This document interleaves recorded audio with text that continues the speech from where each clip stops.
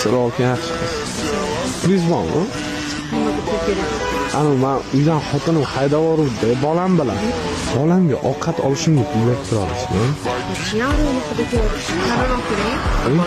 Ha, bolam bor. Shuna mana shu domni orqasida yotibdi, zaxda. Mazasi bo'lmayapti. 7 kundan beri ovqat yemadi. Aniq bolangiz bilan o'zi? Ha, bolamga. Shuni bersangiz yaxshi bo'lardi. Yo'q, men o'zim olib beraman.